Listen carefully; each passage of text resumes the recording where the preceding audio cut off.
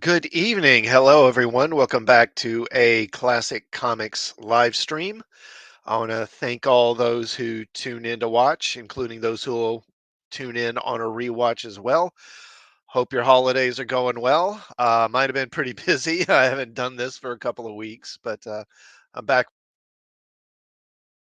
Hold on there. Okay. So, what do we got this week? So we got the whole Disney board situation with Perlmutter and what's his name, Nelson Peltz trying to take over. I'll take a look at that. Captain America 4 is getting extensive reshoots. There's that video that's come out showing John Majors and his girlfriend that, people disagree on whether or not it shows he's guilty or whether he's innocent. And of course, we got Aquaman about to open up, and that is not looking like it's going to do well at all, which is unfortunate because I like Aquaman, but it is what it is. So I'm just going to go ahead and jump into this here. All right, so this is the Hollywood Reporter. I guess I need to share the screen, don't I?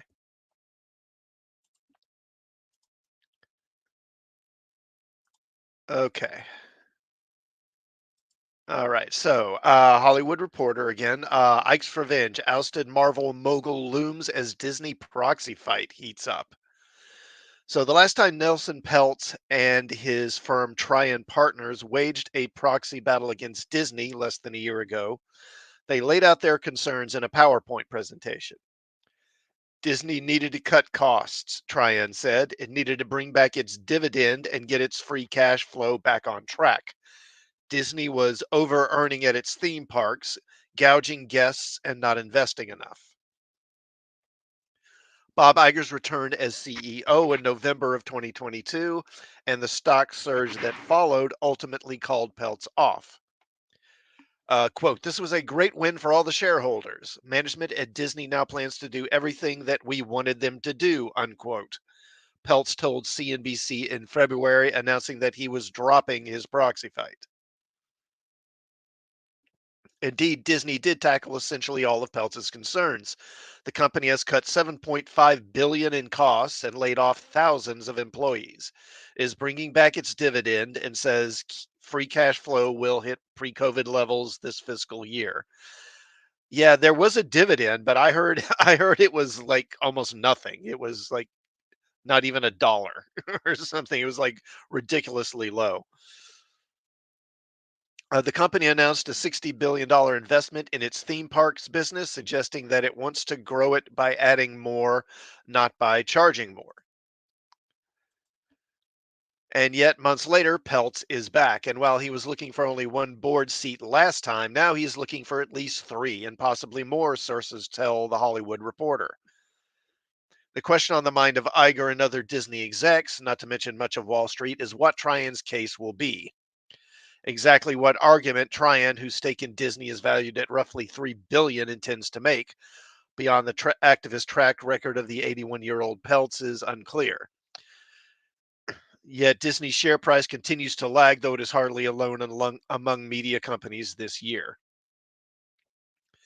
Quote, I'm certain that the board will hear them out in terms of what their plans are and what their ideas are, Iger said at the Dealbook Summit on November 29th, adding that he made it very clear to Disney's board that we have to obviously contend with them in some form, but don't force me to take my eye off the ball and lose focus in terms of managing the company. Trian said in a statement that it was offered a chance to meet with the board, but that it was not proactively offered any seats, forcing it to take its case to shareholders. One of the Disney shareholders, investment firm Ancora Holdings Group, backed Trian on December 5th, saying that Peltz would, quote, make a fantastic addition to the Disney board. Iger said the company has high standards for its board members. Yeah, which will number 12 at the next annual meeting, and that the board takes the process of adding members seriously and doesn't just offer them to any askers. Disney, for its part, named Morgan Stanley CEO James Gorman and former Sky CEO James Darroch I guess that's how you say that, to its board in November. Both will be up for election at the company's next annual meeting. Disney has long been willing to deal with activists. In fact, it is dealing with another one now, Value Act. While the San Francisco based investment firm has a reputation for being active, sources say its stake is based on what it sees as the intrinsic value of Disney's theme parks rather than a desire to shake things up. It is not expected to seek a board seat. And the company dealt with Dan Loeb's third point in 2020 and 2022. Sources noted that both times Loeb laid out detailed strategic plans, something Trian thus far has not done. In 2020, Disney added former Meta executive Carolyn Everson to its board at Third Point's urgings. Another activist investor and Disney shareholder, Blackwell's Capital, believes that defending against Peltz's proxy fight will cost Disney shareholders, quote, upwards of 50 million and serve only as a value destructive fog for Disney's leadership and board, unquote. Quote, mindless drumbeating activism is not the right strategy for shareholders, unquote. Blackwell's chief investment officer, Jason Aintabi, says Disney board is acting in the best interest of all shareholders and should be allowed the time to focus on driving value at one of America's most iconic companies without this fatuous sideshow. Not a fan of Trian, it seems. But Peltz's efforts but Peltz's effort does have its share of supporters. Bill Ackman, the influential hedge fund manager, and founder of Pershing Square Capital Management, was seen at the DealBook Summit carefully listening to Iger, Elon Musk, and other interviewees. Iger's remarks about Disney pulling its ads from Musk's Twitter, or X, seemed particularly troubling to Ackman, who has expressed disapproval of, quote, Disney caving to public pressure while regarding X while investing heavily in TikTok. Quote, if Bob Iger would carefully examine the facts, he would likely continue to advertise on X, but Disney caves to public pressure rather than do the right thing, unquote. Ackman wrote on X. Meanwhile, Disney invests heavily on TikTok, alongside videos of kids teaching other teenagers to be anorexic and worse. Yeah, much worse in some cases. I'm sure Nelson Peltz can fix this when he joins the Disney board. Now, looming over it all, is Ike Perlmutter, Peltz's friend and neighbor in Palm Beach. Perlmutter was terminated as chairman of Marvel by Disney this year, the company notes. Perlmutter has pledged his shares in Disney to Peltz, and they comprise nearly 80% of Trian's stake, giving him more financial skin in the game than Peltz. On November 30th, Disney cited Perlmutter's personal agenda against Iger, noting that his interests, quote, may be different than that of all other shareholders, unquote.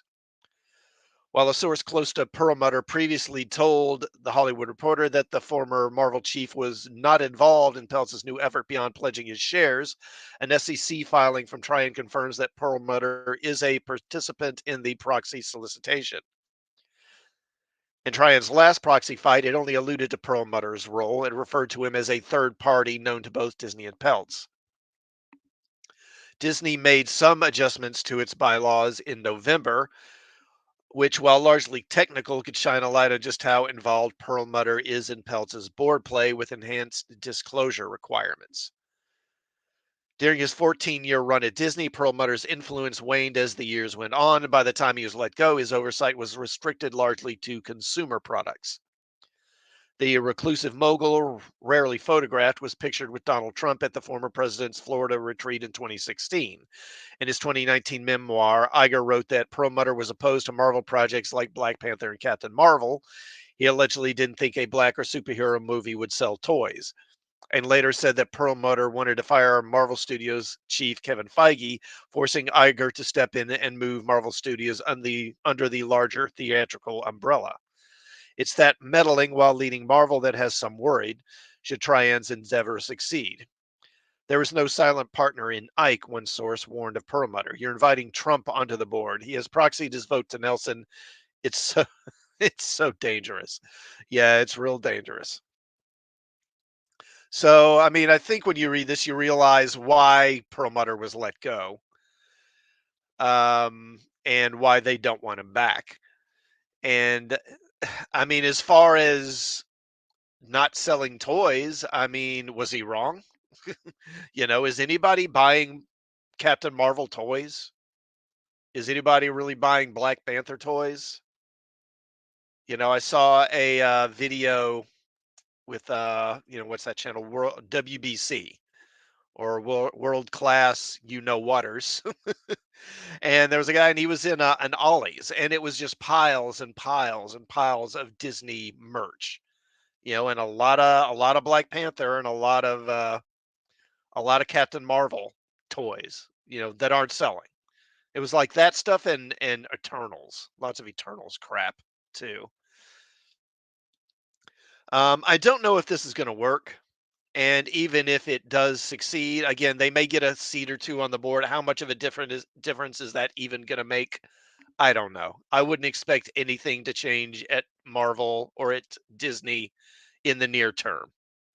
And near term, I mean like in the next, say, I don't know, 2, 3 years. Maybe somewhere further down the line. I don't know, maybe, but who knows? All right. Let's go ahead and move on to another Disney subject. Ah, Christmas Maniac Mexico. Okay. Hello, sir. Good to see you again. Thanks for stopping by. Uh, Christmas Maniac Mexico says, "There we go. Glad to catch you. Have yourself a merry little Christmas. And my thanks for a year full of work, sir." Thank you. Thank you. You've been one of the most consistent folks showing up for these streams. Thank you for doing that. I do appreciate it. All right. So we got some more Disney related. And most of my stuff is more Warner Brothers DC, but there are some Disney things. So let's move on to Captain America 4. Let me share that. And see, this is from MovieWeb, movieweb.com. Get rid of that. Captain America 4 is reportedly getting extensive reshoots after negative test scores. All right. So Captain America Brave New World is one of the and that's so funny, because originally of course it was called Captain America New World Order, but that I guess they felt that was playing too much into certain conspiracy theories. So they decided to change it from New World Order to Brave New World. Brave New World, of course, being a dystopian novel about, oppression. So yeah, go figure. But anyway, Captain America: Brave New World is one of the Marvel Studios films that was recently delayed, even though it had managed to finish filming before the start of the actors' strike. Unfortunately, it seems that the change in its release date has to do with the poor reception of the movie in test screenings. It seemed that the end of the actor strike was going to bring good news for fans of the Marvel Cinematic Universe and the upcoming releases of the franchise. However, Disney has now had to modify its calendar because of its many future titles that will not be able to meet their release dates. Um, However, Captain America Brave New World seemed to be one of those few films that would be able to be released on its original date set for July 2024, since filming had finished and the movie was in post production. Unfortunately, fans will have to wait until 2025 to see it, and it seems there is an explanation for the delay that has nothing to do with the strikes. According to the Hot Mike's Jeff Snyder, via discussing film, the fourth installment of the Captain America saga will undergo extensive reshoots following negative test scores.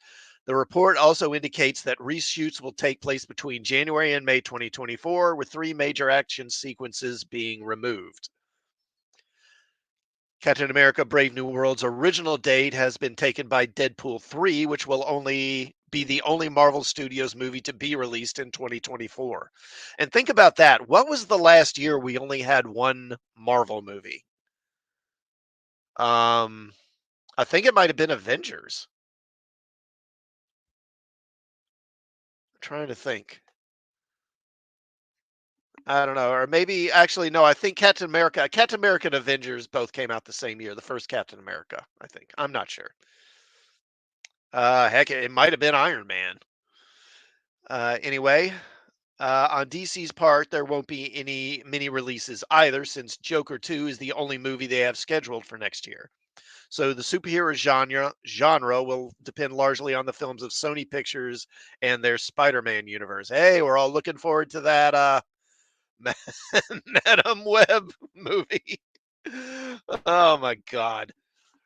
I mean, just burn the money. It'd be quicker. Masters Maniac Mexico says Cap and Aquaman will not say. Yeah, I'm going to talk about Aquaman. Masters Maniac Mexico. Yeah, because that is not looking good. So we'll get to that here shortly. Okay, so everything we know about Captain America: Brave New World, directed by Julius Ona, from a screenplay written by Malcolm Spellman and Delan Musson. Is that how you say it? The film will be the official introduction of Anthony Mackie's Sam Wilson as Captain America after he decided to carry the shield in The Falcon and the Winter Soldier. Joining Mackie will be the Falcon and the Winter stars Danny Ramirez and Carl Lumbly, reprising their roles as Joaquin Torres and Isaiah Bradley, respectively. Harrison Ford is one of the big additions to the MCU in this project, taking over the role of General Thunderbolt Ross, previously played by the late William Hurt. But the big surprise is the return of Tim Blake Nelson and Liv Tyler as the leader and Elizabeth Betty Ross, reprising their roles from The Incredible Hulk. The cast also includes Israeli actress Shira Haas and Zosha Rockmore. That's going to be interesting. Yeah, so that Shira Haas, the Israeli, she's playing Sabra, I believe, who is an Israeli superhero in the comics. But I don't know, man. With what's currently happening over in Israel and the Middle East, and with how much hostility there is to Israel on the left these days, I would be willing to bet you that her parts of the film are some of the things that are going to get reshot. In fact, I wouldn't be surprised if they could, they'd probably just cut her out of this completely. But I don't know. She may be too integral to the plot for them to remove altogether. As for the plot, no details have been revealed about the story of Captain America Brave New World, although it will likely focus on Sam dealing with the consequences of the end of the Falcon and the Winter Soldier and the differences in political opinions about the role of Captain America and other heroes. Um, yeah, so I mean, we don't have any, synopsis of the plot at this point. I believe Doomcock, if you follow Doomcock, he had a video where he talked about sources had told him, and again, these are sources, so who knows, but that the movie basically leaned really, really woke, and it was basically about 2.5 hours of Orange Man bad, and you know all cops are evil, and white people are all racist. And that's basically what the movie was. And white people need to do better. And that's why they're doing the reshoots. Maybe that's it. It wouldn't surprise me if that's true, but I don't know. I do. I seriously doubt this movie's going to do well. I think they've alienated so many people as it is. And this thing, after they reshoot it, it's probably, it's going to be probably going to be kind of like the Marvels, where, the Marvels wasn't, as far as like being woke is concerned, it's not like the Marvels was really all that woke. There wasn't a lot of that in it.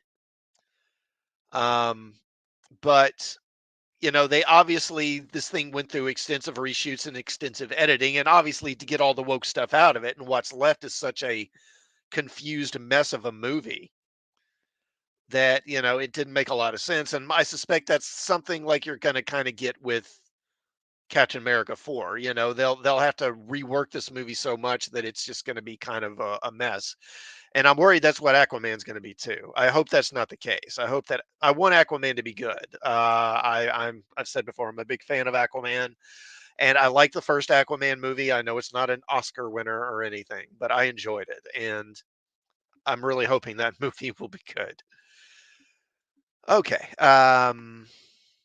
let's see. I got one more Disney thing, and then we'll move on here and focus on the more DC stuff. Let me bring this one up.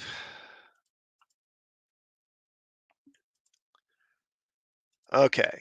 Come on. All right. So, Marvel star, and this is from Bounding into Comics. Marvel star attempting judge releases video evidence in Jonathan Majors domestic violence case. Includes video showing Marvel star attempting to flee ex-girlfriend and audio recording demanding she support him because he is a quote a great man unquote.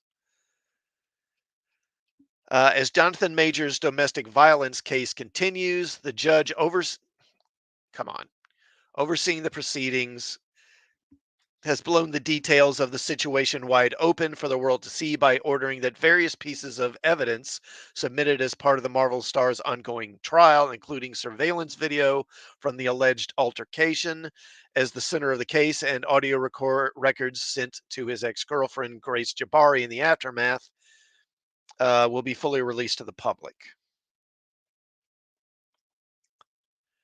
Uh, Fully intent on releasing all materials to the public following the conclusion of the trial. In light of it stretching into a second full week of litigation, New York City Judge Michael Gaffey ordered that a partial release of the evidence occur on December 13th. As part of this evidence release, the public has now been given their first actual look at the supposed backseat altercation at the heart of Major's case, courtesy of a street surveillance video which happened to record the incident. Recorded on March 25th at roughly 12:41 a.m. Eastern Standard Time, the 4-minute video continues with or begins with two vehicles pulling up and stopping at a red light. The left one containing Majors and Jabari.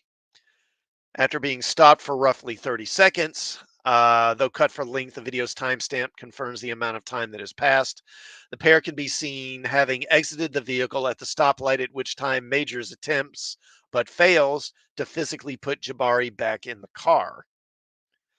Roughly 30 seconds later, Jabari can be seen exiting the vehicle once again, at which time the pair begin to hold hands as they make their way towards the neighboring sidewalk. However, after a brief exchange of words, Majors appears to make an attempt at fleeing from Jabari's presence, pulling himself loose from her hands before proceeding to run down several Chinatown streets, to which his ex girlfriend responds by giving chase. At one point during this chase, Jabari encounters a group of individuals leaving a nearby building, all of whom take notice of her panic state and proceed to reach out to her. But before anything can be done, Majors reappears walking past the group back towards his original destination, at which time Jabari bids farewell to the group of Good Samaritans and resumes her attempt to speak to the Adam and the Ant-Man and the Wasp Quantum Mania actor. Notably, the pair's driver at the time, Naveed Sarwar, testified on Monday that during the alleged incident, quote, many things were happening. I had the feeling the girl had hit the boy, unquote. He was trying to get rid of her, said Sarwar, speaking in his native tongue through an Urdu translator. He was saying, leave me alone, I have to go. Quote, he was not doing anything, added the driver. She was doing everything. A second video was also released, taken via police body cam upon their response to the 911 call made from Major's apartment that same morning and showing Jabari supposedly lying drunk within his bedroom closet. Huh, interesting. The release materials also included an apparent audio recording taken by Jabari during an incident which occurred 6 months prior to the actor's March 2023 domestic assault arrest, in which Majors can be heard not only belittling her, but also demanding she support him because he is, quote, a great man, unquote. Quote, how dare you come home drunk and disturb the peace of our house when we have a plan, unquote. A voice alleged to belong to Majors can be heard on the recording. I would like to get to the point where our friends know what job I'm on and go, I think Grace is going to be out of commission. You know what I mean? I don't know what that's I don't know what you mean. That's confusing to me. Met with a stuttered, yeah, I won't from Jabari. Majors continued, no, no, don't you understand that? Because that team, that unit, right? Grace has to be in a certain mindset to support Coretta Scott King. You know who that is? That's Martin Luther King Jr.'s wife, Michelle Obama, Barack Obama's wife. Again, admitting, I know I'm not, I shouldn't have gone out. I'm sorry. Jabari is then met by the declaration from Majors, quote, no, no, just let me lay it out for you, right? If I am, I'm just going to say this. My temper, my trouble, blah, blah, blah. All that said, I'm a great man, unquote. A great man, he added, emphasizing with adding the emphasis. I am doing great things, not just for me, for my culture, and for the world. This is actually the position I am in. That's real. I'm not being a dick about it. I didn't ask for it. I worked, and that's the situation. The woman that supports me, that I support, needs to be a great woman and make sacrifices the way that that man is making sacrifices for her and for them ultimately. Last night, 2 nights ago, you did not do that, he then asserts, to which Jabari once again apologizes. Which took away from the plan, and the plan is everything. If it was just you in the house drunk, maybe I could have swallowed it, or I wouldn't have blown up. I wouldn't have been like, baby, let's just go to bed. Or I would have been like, baby, let's just go to bed. Which I said, I'm just going to bed. I'm not hungry because Grace isn't here. Why? She was drunk. Why else? She was clogged by whatever was going on. Fine, I can take that. Uh, Finally, Judge Gaffey's order also saw the release of the previously reported on text messages sent between the pair, in which Majors purportedly not only admitted to previously abusing Jabari, but also attempting to dissuade her from going to the police with threats of suicide. And they got an image of it here. I mean, I don't know. Do we want to read all these? I guess we can. So he says it's just fake, and I fear you have no perspective of what could happen if you go to the hospital. They will ask you questions, and as I don't think you could actually protect us, it could lead to an investigation, even if you lie and they suspect something. And I assume this is her replying, and she says, I will tell the doctor I bumped my head if I go. I'm going to give it one more day, but I can't sleep and I need some stronger painkillers. That's all. Why would I want to tell them what really happened when it's clear I want to be with you? Then he says, I feel like you want to be together as in to not embarrass yourself for everything you've said to your friends and family. Last night, I considered killing myself versus coming home. You said you needed love last night, and I put my feelings aside and tried to give you that. I need love too, or maybe I'm such a monster and horrible man that I don't deserve it and should just end myself. This way of existence is miserable. I want to die. Jeez. And she says, I will not go to the doctor if you don't feel safe with me doing so or don't trust me to. I promise I would never mention you, but I understand your fear. And then he responds, you can't reject love if there is no real love. It's just lip service. I gave you love last night and this morning before I got out of bed. When you got up, you were not full of love at all. I just didn't feel it. You could have just given me a hug or walked close to me or asked me if you could give me a hug, not the other way around. It works both ways. Or probably, okay, it says mill, but I'm guessing he meant the other word. I will probably mill myself. It's not really contemplating anymore. I'm a monster, a horrible man, not capable of love. I am ending myself soon. I've already put things in motion. I don't. Oh wow, Jonathan, and she says, Jonathan, you can't say this. I'm going to call someone. I'm sorry for not hugging you this morning. I really am. I was sleepy and disoriented by the fact that you thought I would break your necklace. I love you so much. Obviously, what to mean you've put this in motion. You have a family, Jonathan, a mother and a daughter. What would Ella do without you? I don't do this to her. Don't even think these thoughts. Yeah, wow. Boy, this got dark quick.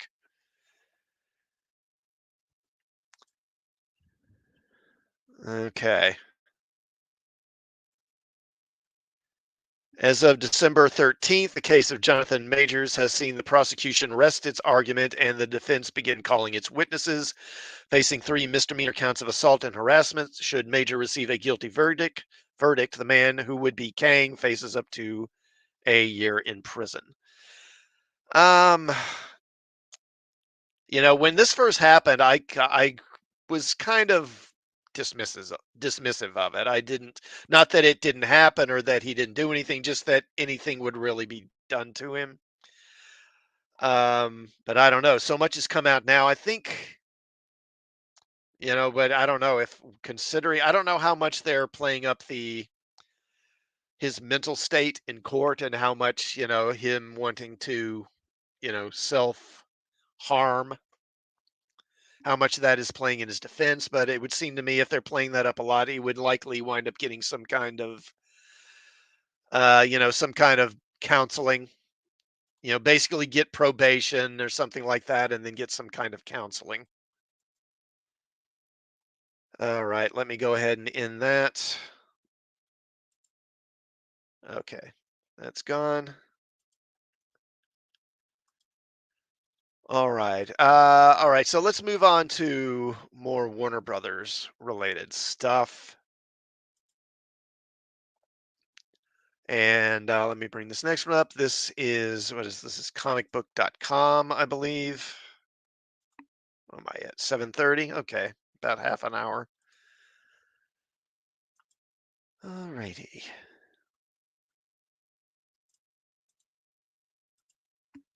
All right. Superman legacy director James Gunn fires back at DC fan, calling him a liar. Okay, so James Gunn and Peter Safran are shepherding a whole new era of the DC universe with a number of movies and Max exclusive television shows arriving in the coming years. The new concerted effort from DC Studios comes after years of the publisher's characters being split across various franchises and mediums. And according to Gunn, that won't exactly be the approach going forward. Gunn recently took to the social media platform Threads to respond to a fan's complaint that DC properties are too divided following the debut of the animated movie Merry Little Batman on Prime Video. I don't even know about this. What is Merry Little Batman? So it's like a Batman Christmas movie? That's what it sounds like. The new concerted, oh, right here it is, and news that previous DC movies will stream on platforms like Netflix and Tubi. As Gunn put it, having movies and TV shows on these different platforms do not mean that DC's output will be disjointed. He also confirmed that standalone projects like Merry Little Batman will continue to be part of the DC multiverse as Elseworlds projects. And they've got the tweets here, so I'll just read these. So this is what Barnes13 tweeting at James Gunn, what happened to DC not selling themselves out to everyone and being all divided? I guess there's a new Batman movie at Amazon, and the entire DCU is at Netflix, and maybe more coming, just to name a few of the recents. I can't wait to hear more lies from your mouth, especially when Superman flops. Thanks for keeping up the confusion. Gunn responds, not sure where the anger is from, but you misunderstand. DC projects being spread across different platforms so that more people have access to the stories is not the same as not having any cohesion in the DCU timeline, which we very much do, starting with Creature Commandos. Merry Little Batman on Amazon is just a fun animated kids movie that was already being made when we came aboard, but Elseworlds animated projects like this will keep happening. I'm not sure how that's confusing. As Gunn and Safran revealed earlier this year, the initial DC Studios slate for Gods and Monsters will include movies for Superman Legacy, The Brave and the Bold, Superman or Supergirl, Woman of Tomorrow, Swamp Thing, and The Authority. It will also include the HBO Max television shows Waller, Booster Gold, Lanterns, Paradise Lost, and an animated Creature Commando series. I think a lot of people A lot of people think it's going to be Marvel 2.0, and definitely I learned a lot of stuff at Marvel. I think that we have a lot of differences, Gunn explained at the time. We are telling a big, huge central story that is like Marvel, except for I think that we're a lot more planned out than Marvel from the beginning because we got a group of writers together to work that story out completely. But we're also creating a universe that is like Star Wars, where there's different times, different places, different things, or Game of Thrones, where characters are a little bit more morally complex. The first film in the DCU will be Superman Legacy, which will be written and directed by Gunn. Per DC Studios, Superman Legacy tells the story of Superman's journey to reconcile his Kryptonian heritage with his human upbringing in Smallville, Kansas. He is the embodiment of truth, justice, and the American way, guided by human kindness in a world that sees kindness as old fashioned. Superman Legacy will be written and directed by Gunn and will serve as the first film installment of his and Peter Safran's DC Universe reboot. It's not an origin story, DC Studios CEO Peter Safran told reporters early this year. It focuses on Superman balancing his Kryptonian heritage with his human upbringing, blah, blah, blah. So, I mean, I think Gunn's response, I think he actually handled this well. I mean, the guy's taken a lot of heat online from a lot of folks. And to be fair, he has brought some of it on himself because he has kind of talked out of both sides of his face on certain things. But I think he handled this well with the way he talked about it. And he pointed out, look, just because we're putting this stuff on different platforms so it has more eyes on it doesn't mean it's going to be disjointed. I am disappointed, though, that apparently they're going to be stopping the DC animated universe pretty much as it has been over the last many years. I have another article I'll look at here in a minute and talk about that. Um, as far as it's like he says, it's like I'm not sure where the anger is coming from. I mean, it's uh, I don't think you have to get upset about it. And as they've said pretty early on, there are going to be Elseworlds projects. There will be stuff that is standalone that is outside this sort of main continuity that Gunn and Safran are creating. All right. Let me move on to the next one here. Now, let's talk about Aquaman for a minute. Poor Aquaman. All right, and this is from Looper.com. Aquaman 2's box office opening is shaping up to be another superhero disaster. All right. Uh, Early signs say that Aquaman and the Lost Kingdom could flounder at the box office. Fresh off the divisive Batman versus Superman Dawn of Justice and the I don't know about fresh off of it, and the maligned theatrical cut of Justice League, DC's theatrical slate found a boon in 2018's Aquaman. God, has it been 5 years since that movie came out already? Holy crap. Directed by horror turned action junkie James Wan and starring the ever charismatic Jason Momoa in the titular role, the film was a huge question mark until it hit cinemas that holiday season. Aquaman had been one of the most ridiculed characters in DC slate, and many wondered if a movie starring him could succeed. Against the odds, Aquaman turned into DC's greatest success, grossing a whopping $335 million domestically, despite facing adequate competition from family-friendly picks like Bumblebee and Mary Poppins Returns. Thanks to a stellar nearly $300 million showing from China, Wan's film racked up $1.14 billion worldwide. And believe me, no one was more amazed than me. As much as I like Aquaman, I didn't think it would succeed. But things aren't looking too good for the long gestating sequel, Aquaman and the Lost Kingdom. Box Office Pro has shared its opening weekend predictions, suggesting a domestic haul between 32 and 42 million. The movie opens on December 22nd alongside Illumination's animated comedy Migration. Box Office Pro's long range forecast for Aquaman and the Lost Kingdom isn't optimistic either, with the outlet suggesting it will wrap up its domestic run anywhere between a mediocre 105 to a decent 168 million. So this thing, they're saying this thing's probably going to make about one third to one half of what the first one did. With the theatrical landscape shifting and audiences less than enthused with superhero offerings, it's possible that the 205 million budgeted picture could be another disaster for DC. So they're saying it cost 205 million. So one, two, three, four. So you're talking around 550 to 600 million for this thing to really break even and start making a profit. Early signs say that Aquaman and the Lost Kingdom will be another superhero misfire.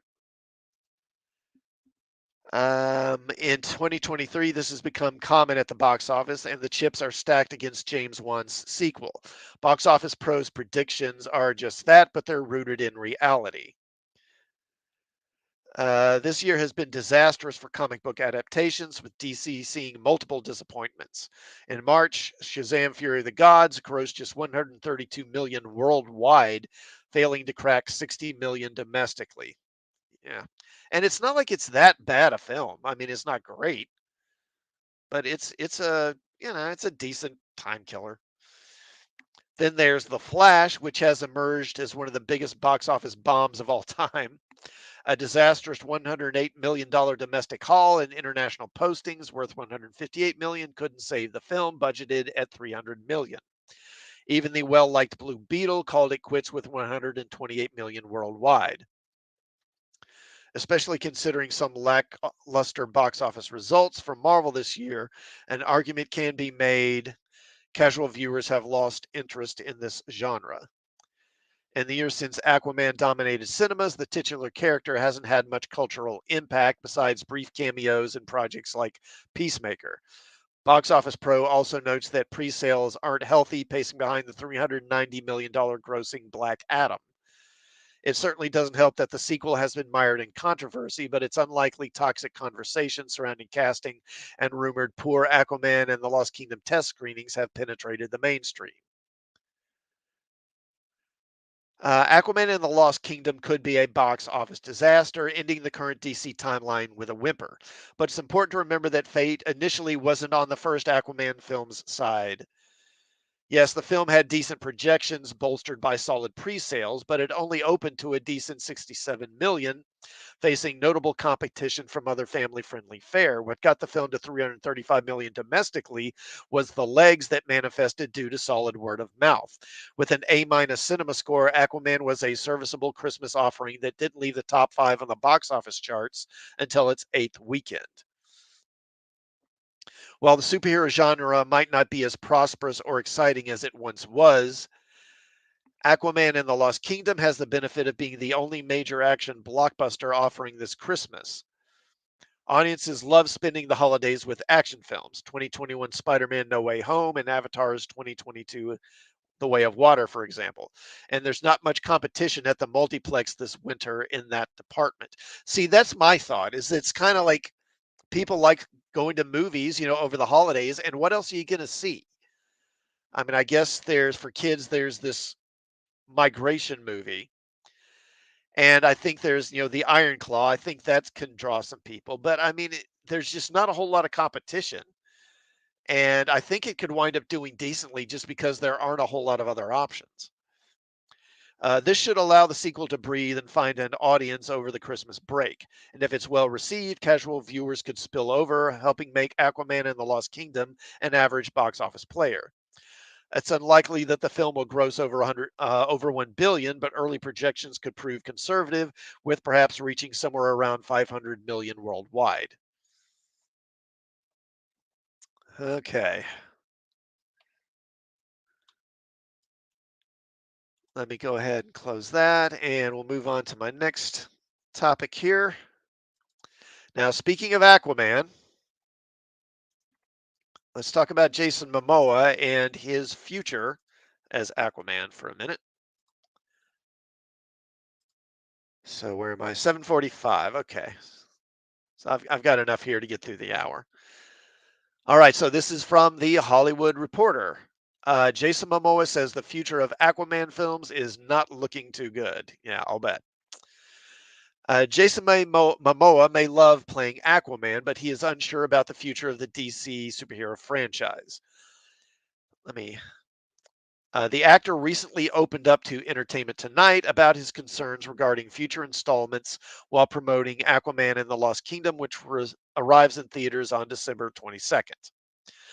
Addressing reports that the latest movie could be his last time playing the legendary King of Atlantis, Momoa admitted, quote, I don't necessarily want it to be the end, but I don't think it's really like a choice. The actor has been open about his appreciation for getting to play Aquaman, especially because he loves the ocean and also wanted to be a marine biologist growing up.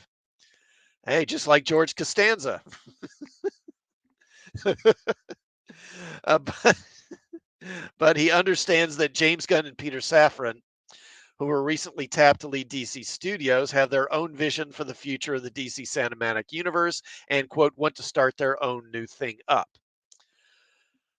Quote, the truth of it is, I mean, if the audience loves it, then there's a possibility. Momoa said of the possibility to play Aquaman again. But right now, I'm like, it's not looking too good. Come on. The actor added, I love this character and I want to play it for a long time. I kind of see where I would want it to go. And even in the next 10 years or so, like there's a lot of cool things they can do. And I do enjoy the role in the world. So, I mean, it just comes down to if people love it. And this is one of the reasons why I have enjoyed Momoa in the role, even though he's basically just playing Jason Momoa, right? He's not really playing the Aquaman from the comics. Um, but I've always kind of enjoying watching him because he has so much enthusiasm for the role. He's kind of wants to be Aquaman, and he's repeatedly talked about how much he likes playing Aquaman, and I appreciate that because I think a lot of actors wouldn't, you know. Anyway, Momoa first appeared in as Aquaman in 2017's Justice League before. Well, actually, no, he had that brief little thing in Batman versus Superman. The little surveillance footage. So that's wrong. Before leading his own movie the following year. Though Aquaman isn't currently in Gunn and Safran's DC slate that they unveiled earlier this year, the actor hopes to remain in the superhero universe, even if it's as a different comic book character. If there's a place in the world for me, I would love to be a part of it, Momoa said. This is my home. Warner DC is definitely my home, so that's all I'll say. So yeah, I mean, even when he was first announced as Aquaman, I like a lot of people thought, well, he really ought to be playing Lobo. That's a much more natural fit for him. And, maybe he'll stick around and play that. Who knows? If they were going to have him as Lobo in the Superman movie, I'd be much more interested than some of the other characters they're putting in, like the engineer from the Authority. Why is she in there? I mean, I know why. They're setting up the Authority and all that, but I think they'd be better off just more focusing on Superman in the Superman movie rather than trying to set up all these other characters. All right. Okay, and we got some more DC related stuff here. Let me bring this next one up.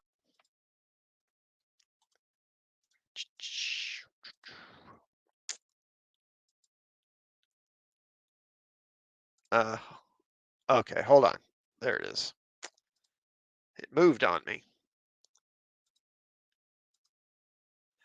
All right. This is from Screen Rant. Another shared DC universe is ending in 2024 after 7 movies. The DCEU is coming to an end, but before the DCU begins, there's another DC cinematic universe that will be wrapping up in 2024. These ads. All right. The DCEU is ending soon. But it isn't the only DC cinematic universe nearing its end. The DCU started with Man of Steel in 2013, but has been inconsistent throughout its run. Now, Peter Safran and James Gunn are rebooting the cinematic universe as the DCU after the release of Aquaman and the Lost Kingdom. Outside the DCU, the studio still has several other ongoing projects, including the Robert Pattinson Batman movie series and its animated films and television shows. DC has a massive catalog of animated movies that feature many of their greatest characters. There's a current ongoing connected series of animated movies known as the Tomorrowverse, which has delivered films such as Green Lantern, Beware My Power, and Batman The Long Halloween.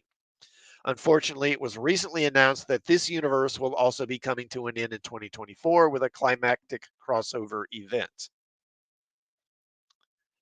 And that's going to be this animated Crisis on Infinite Earths that I don't know if y'all have seen the advertisements. Do we have the trailer for that? I don't think they have it here. The Tomorrowverse started in 2020 with Superman Man of Tomorrow and debuted its most recent film, Justice League War World, in July. The animated universe has 6 total movies and is a successor to the DC animated movie universe, which ended in 2020 with Justice League Dark Apocalypse War. The next film in the Tomorrowverse will be Justice League Crisis on Infinite Earths, but it will be the final film in this animated saga. According to a press release from Warner Brothers, the upcoming crossover event will be the concluding chapter, and it will be a 3-part trilogy. Oh, okay. I didn't know that. The first part of Crisis on Infinite Earths will release on January 24th, 2024, but the other release dates haven't been confirmed yet. This announcement means that the Tomorrowverse will be significantly shorter than the DCAMU, as it will only have 7 movies within 4 years, while the former had 16 movies over 7 years. It's unclear why the Tomorrowverse is ending after such a short run, but it might be because Gunn is making the animated projects more essential to the DCU. Gunn and Safran's plans for the DCU do not include killing the animated DC movies. However, the quantity of animated movies may decline as Gunn plans to tie many of the animated projects into the main timeline of the DCU. The DCU begins with an animated series called Creature Commandos, a 7-episode series on Max, excuse me, featuring the vocal talents of Alan Tudyk, Viola Davis, and David Harbour. Davis's appearance as Amanda Waller connects Creature Commandos to the live-action DC universe, since she's reprising the role from both Suicide Squad movies and will star in her own solo show titled Waller.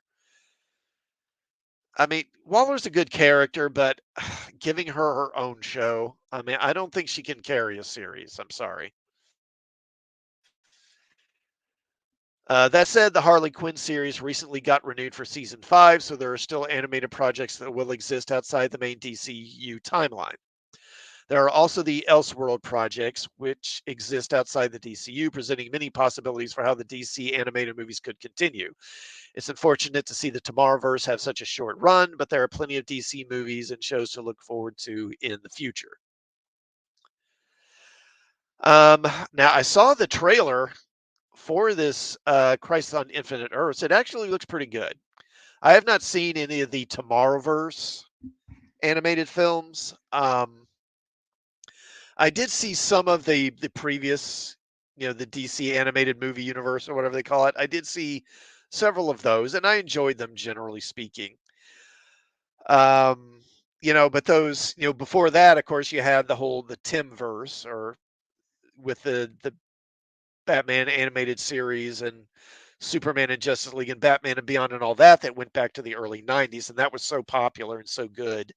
Anything that came after it kind of paled by comparison. But I did like what I saw in the trailer for this, so I do hope it will be good.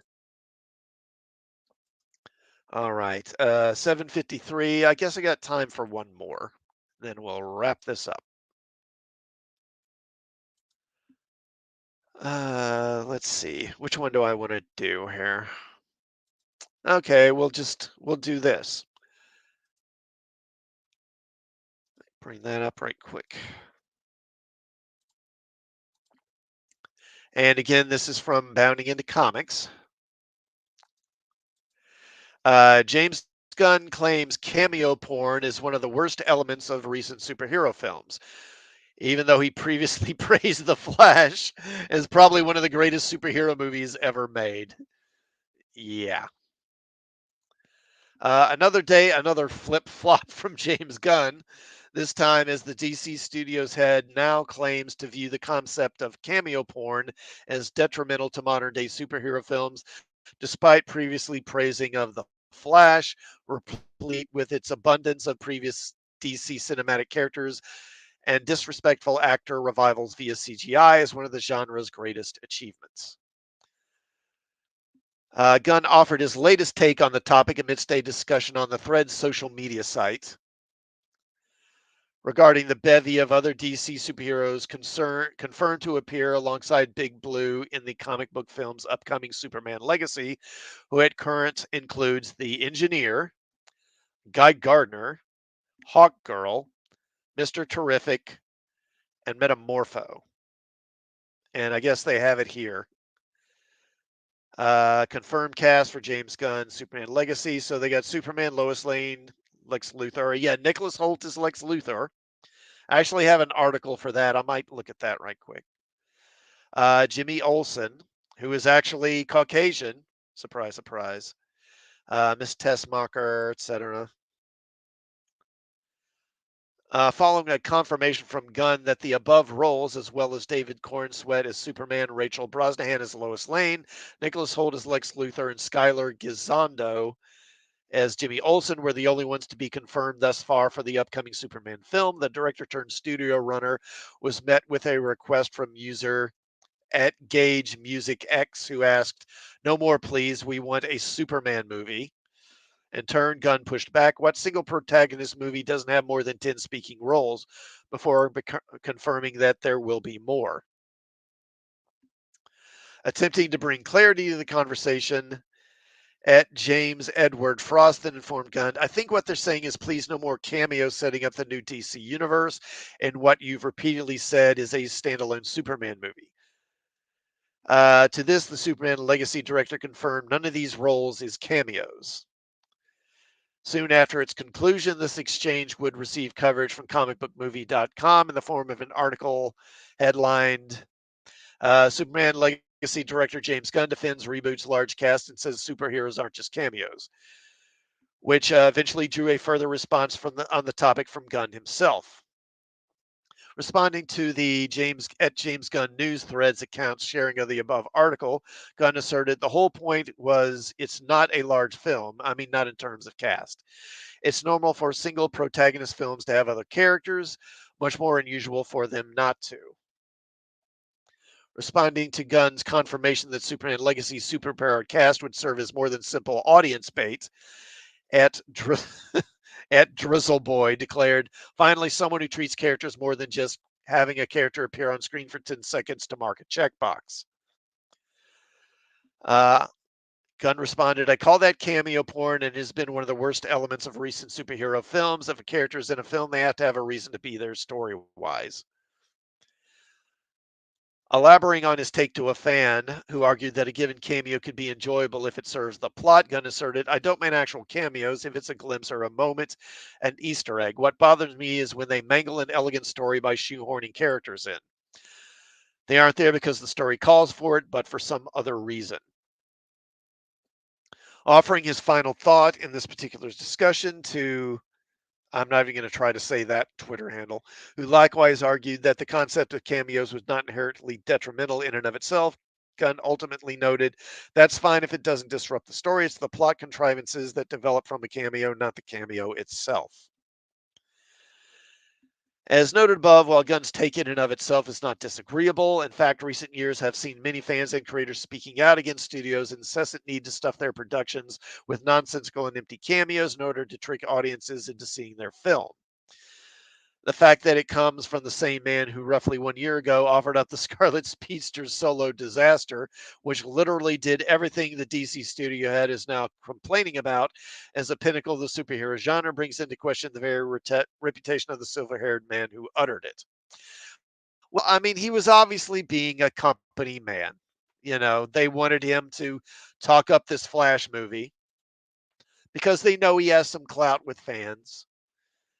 In order to, I mean, you remember when they were saying like Tom Cruise had seen it and he loved it or whatever? Tom Cruise gave it a thumbs up or what? Yeah, right.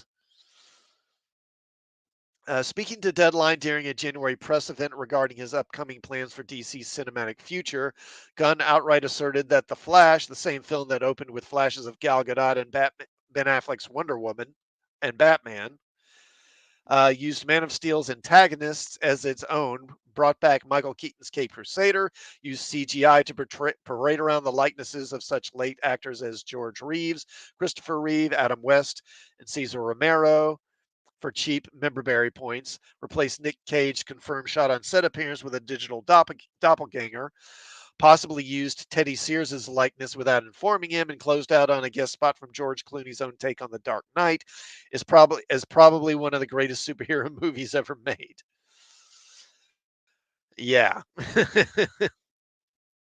As of this writing, Gunn's Superman Legacy is set to make landfall July 11th, 2025. Yeah, I mean, they clearly are catching him here. And yeah, he's being a hypocrite, but look, I'm sure he probably privately thought it was a piece of crap, but he thought you know, these people are his bosses and they're saying, get out there and play up this movie. What's he going to do? Trash his own studio's movie? He's not going to do that. No one's going to do that in Hollywood, so you just have to see that as the reality.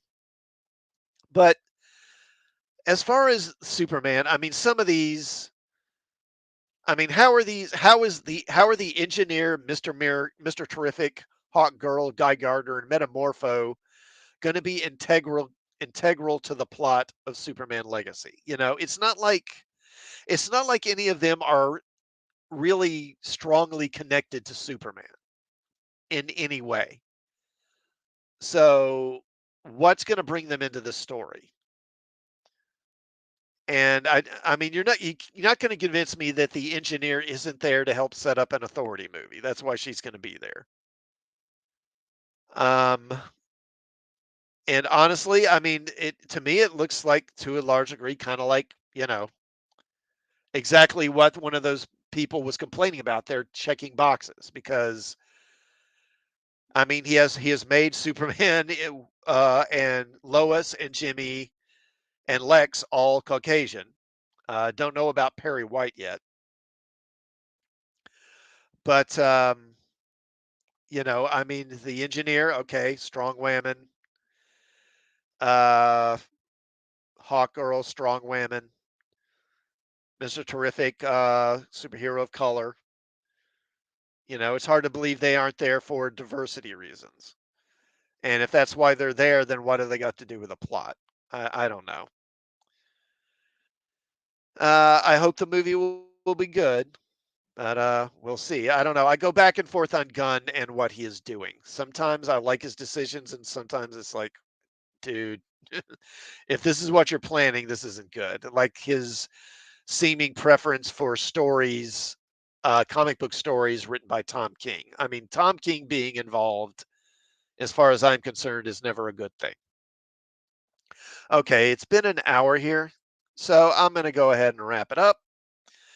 Again, I want to thank those who tuned in to listen and those who will listen on a rewatch. And hey, while you're here, please do sub to the channel. And also, please do perhaps like this stream and check out some of my other videos while you're here. And I hope you all have a good holiday season and a Merry Christmas.